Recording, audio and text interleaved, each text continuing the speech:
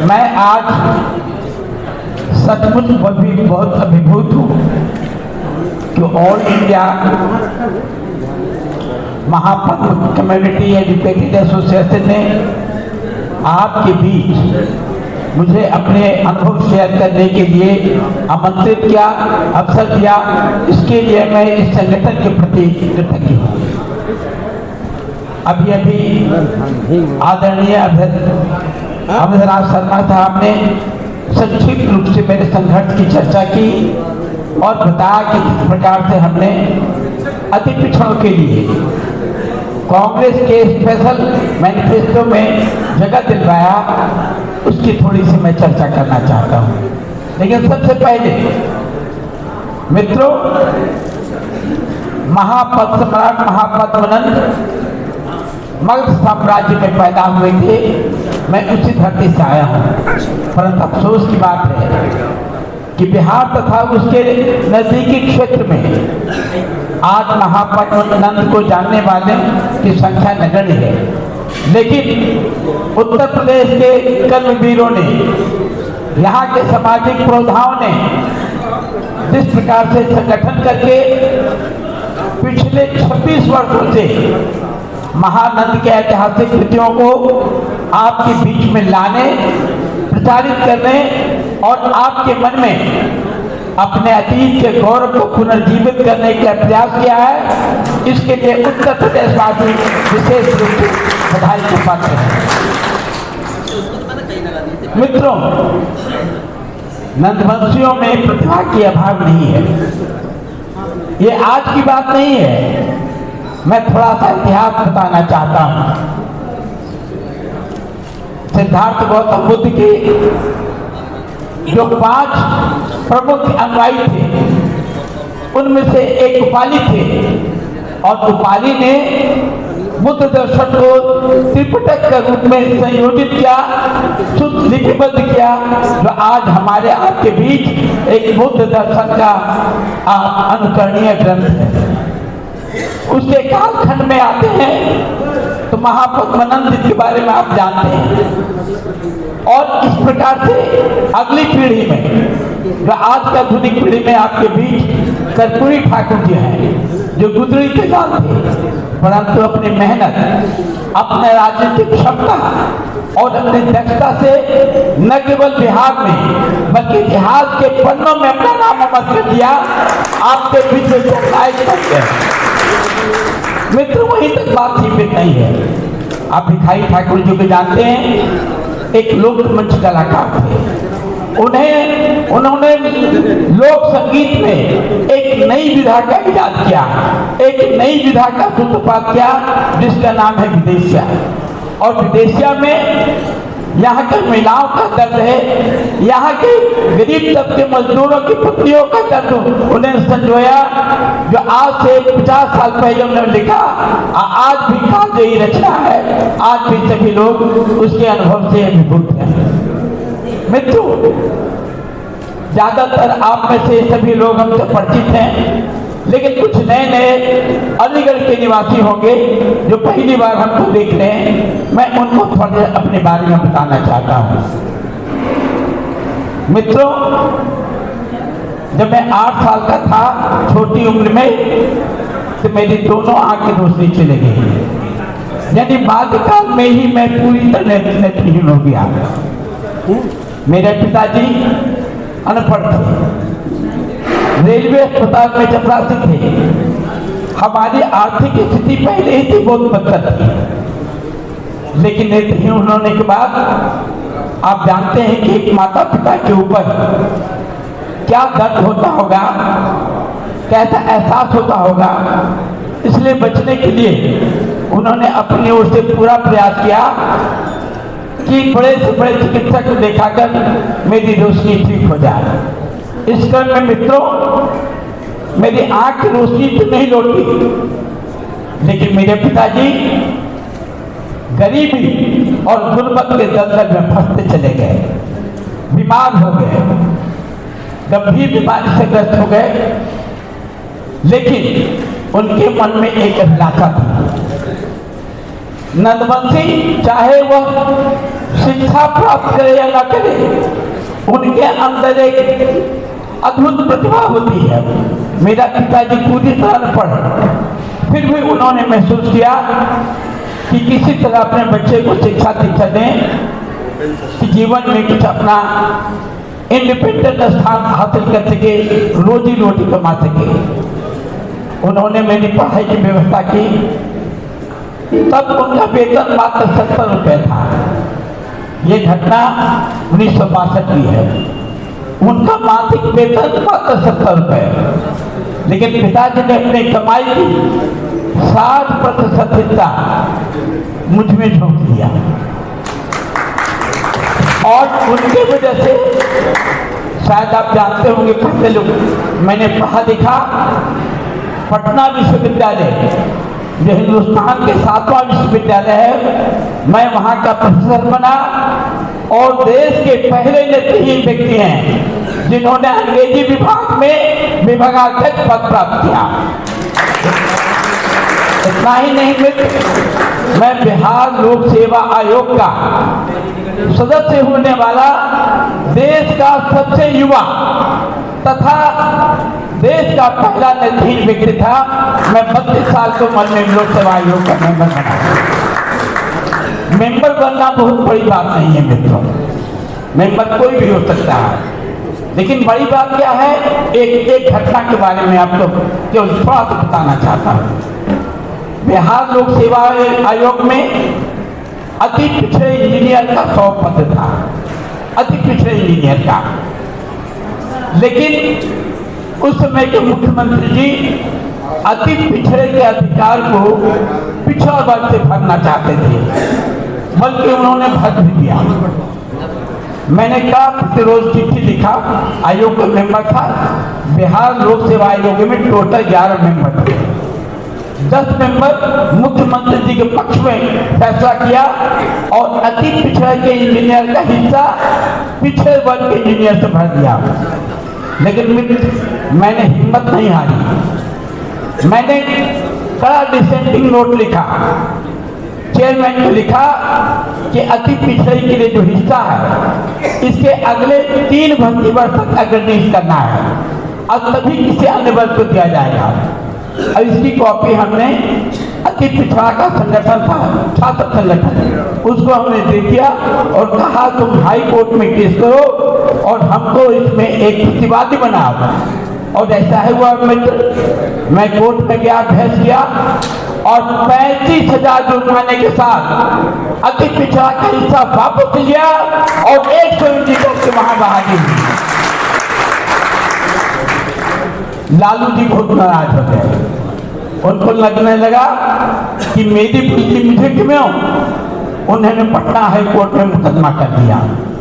कहा कि शिवजतन ठाकुर ने अपने बायोडेटा में चर्चा नहीं की थी कि ब्लाइंड है, और चूंकि सरकार को ये पता नहीं था कि ब्लाइंड है, इसलिए इनकी नियुक्ति कर दी गई, जबकि संविधान के अनुच्छेद 370 में प्रावधान है कि शारीरिक रूप से सक्षम व्यक्ति को सदस्य नहीं बना जा सकता है। वहाँ उन्होंने बड़ा वकील रखा। मैंने खुद पटना हाई कोर्ट में अपनी वकालत की थी, मुकदमा जीत गए। बिहार सरकार को 500 रुपये जुर्माना हुआ, लेकिन मुख्यमंत्री जी संतुष्ट नहीं थे। उनको लगा कि चूंकि ब्लाइंड है और कोर्ट इनसे प्रभावित होकर गलत फैसला दे दिया, इसलिए सुप्रीम कोर्ट चले गए और सुप्रीम कोर्ट में उन्होंने कपिल सिब्बल को एंगेज किया। कपिल सिब्बल हरीश साल्वे। क्योंकि मैं एक सामान्य परिवार से था, मैं बड़े वकील का खर्चा वहन नहीं कर सकता था, इसलिए मैंने डिसाइड किया कि अपना मुकदमा मैं स्वयं लड़ूंगा। सर्वोच्च न्यायालय में 2 दिन तक बहस हुआ मित्रों, और अपने तर्क के बल पर, अपने तथ्य के बल पर मुकदमा न केवल जीते कि सुप्रीम कोर्ट ने बिहार सरकार पर 25,000 का जुर्माना लगाया और मैं मुकदमा जीत गया। यही नहीं मित्रों, अभी भी अवध राज साहब ने जो बताया अति पिछड़ों के बारे में, क्योंकि मैं प्रतिदिन प्रतिदिन एक दो दिन बीत कर फेसबुक में यहाँ के सामाजिक मुद्दों के बारे में लिखता हूँ, धार लिखता हूँ। जो हमारे फेसबुक में होंगे वो जानते होंगे कि मैं सामाजिक आर्थिक राजनीतिक पहलुओं पर लिखता हूँ। राहुल गांधी को पता चला कि बिहार का कोई व्यक्ति धारदार दिखता है, उन्होंने अपने संपर्क के लिए एक अपना प्रतिनिधि को भेजा जिनका नाम था कृष्णा अल्लाहबाद। उन्होंने मुझसे मुलाकात की, 2 दिन बात की और उन्होंने राहुल गांधी को सुझाव दिया कि बिहार कांग्रेस मैनिफेस्टो कमेटी का मेंबर शिवरतन ठाकुर को बनाया जाए, ताकि उनके विचार और सोच के कारण यहाँ के वोट संख्या पर 36% हमारी अति पिछड़ों की आबादी बिहार में, उनका वोट जीता जा सकता है। फलतः मैं मैनिफेस्टो कमेटी का मेंबर बना। 27 जून 2025 को बैठक हुई तो मैंने उन सारे तत्वों को सुझाया जिसके बारे में अभी अवध राजी ने आपको बताया। लेकिन मित्रों, टोटल 7 मैनिफेस्टो कमेटी के मेंबर थे, जिसमें 5 आरक्षित वर्ग के थे और 2 सभानट थे। हमारे सुझाव सर्वसम्मत से स्वीकार कर दिया गया, परंतु जो सदस्य जो उसके कन्वीनर थे, मैनिफेस्टो कमेटी के कन्वीनर ने मेरे सारे सुझाव को काटकर महागठबंधन में भेज दिया, आरक्षण के सारे मुद्दों को खत्म कर दिया। मैंने यही चुप्पी नहीं साथी मित्रों, जब उन्होंने ऐसा लिखा तो 29 जून 2025 को राहुल गांधी को मैंने कड़ा पत्र लिखा और हमने लिखा कि जो आरक्षण के मुद्दे थे ये सर्वसम्मति से पारित हुए थे, फिर भी आपके कन्वीनर जो सवर्ण हैं उन्होंने जानबूझ के इन मुद्दों को काटा, जिसका मैं कड़ा प्रतिरोध करता हूँ और प्रेस कॉन्फ्रेंस का विरोध करता हूँ। राहुल जी तब विदेश में थे, उनका पीए ने मुझे फोन किया कि अभी प्रेस कॉन्फ्रेंस मत कीजिए, राहुल जी 2 जुलाई को वापस आएंगे तब आपके मुद्दे पर विचार करेंगे। जब वापस आए तो उन्होंने मेरी सारी मांग को मान लिया। हमने कहा कि मानना पर्याप्त नहीं है, आप विशेष रूप से इस 10 सूत्री कार्यक्रम को आप खुद बिहार की जनता के बीच में पेश कीजिए। नतीजतन मित्रों, 24 सितंबर 2025 को राहुल गांधी ने पटना में पहुंचकर इन 10 मुद्दों को, इन 10 जो अति पिछड़ों के न्याय के लिए 10 बिंदु थे, उन्होंने खुद रिलीज किया, जो सभी अखबारों में आया, सभी पत्र पत्रिकाओं में छपा। लेकिन जो मैं कहना चाहता हूं ये कि मैनिफेस्टो कमेटी में 7 सदस्य में से 5 आरक्षित वर्ग के थे, लेकिन किसी आरक्षित वर्ग का एक सदस्य ने भी कोई विरोध नहीं किया, चुप्पी साध लिया। क्यों? उनका डर था कि यदि विरोध करेंगे तो कांग्रेस की टिकट नहीं मिलेगी, कोई पद नहीं मिलेगा। मैंने पद की लालसा नहीं, समाज के हित को ध्यान में रखा और उसके लिए संघर्ष किया और विजयी किया। इस छोटी घटना बताकर मैं आपको ये कहना चाहता हूं कि आप नंदबसियों में क्षमता है, वो ताकत है कि अगर आप एकजुट हो, अपनी एकजुटता का सामूहिक परिचय दें, एक प्रशासन को उनको परिचय दें, प्रदर्शन को उसमें परिचय दें, तो आपका उत्तर प्रदेश की सरकार भी झुकेगी, आपको बात मानना, उसको मानने की बात होगी। लेकिन मित्रों, इसके लिए अपने स्वार्थ से थोड़ा ऊपर उठना होगा। आपको ये सोचना होगा कि समाज के लिए अगर जीना है तो अपने हित को थोड़ा त्याग छोड़ना पड़ेगा। राहुल गांधी भी हमसे नाराज हुए क्योंकि मैंने पत्र में बड़ा कड़ा शब्द का प्रयोग किया था और हमने उनसे कहा था कि जो मैनिफेस्टो की कमेटी का कन्वीनर है, इसके खिलाफ आप आपराधिक मुकदमा दर्ज करें, क्योंकि समझ रहा है कि उन्होंने अकेले कैसे हटा दिया?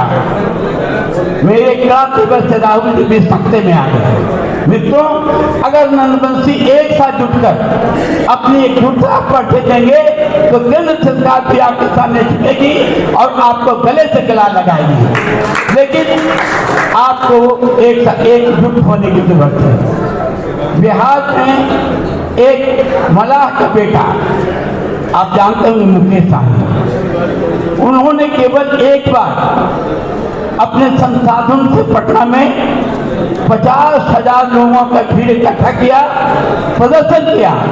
नतीजतन सभी सरकार ने उनको प्राथमिकता दी और उनको आज भी अधिक दी जाती है।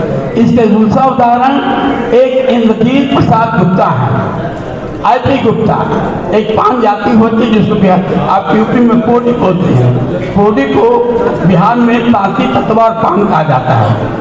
उन्होंने भी ऐसा संगठन किया। नतीजतन उनके दल को 3 टिकट मिला और उसमें कम से कम 2 जरूर जीत जाएंगे। क्यों? तो उन्होंने अपने जात के लोगों को जोड़ा, इकट्ठा किया, पटना मिलाया, प्रदर्शन किया, फिर ताकत का परिचय दिया। मित्रों, क्योंकि ये संगठन में मैं 3री बार आ रहा हूँ। पहला मेरठ में, दूसरी बार महाराजगंज में और 3री बार इस अलीगढ़ की धरती पर मैं मौजूद हूँ। मुझे पक्का विश्वास है कि आपके अंदर राजनीतिक चेतना हो, क्योंकि संगठन बनाकर सम्मेलन कर देना पर्याप्त नहीं है। आप बड़े बड़े वक्ताओं को मौका देते हैं, यहाँ की प्रतिभा को उभरने का मौका देते हैं। अभी जो देखा 16-17 साल की बिटिया जो 16-17 साल की शायद होगी, 11वीं कक्षा में पढ़ने वाली शांभवी वर्मा ने जो अपना कवित्व का परिचय दिया, काव्य प्रतिभा का परिचय दिया, वह सराहनीय है, प्रशंसनीय है। ऐसे युवाओं को मौका मिलना चाहिए, ऐसे नेताओं को बोलने का मंच मिलना चाहिए।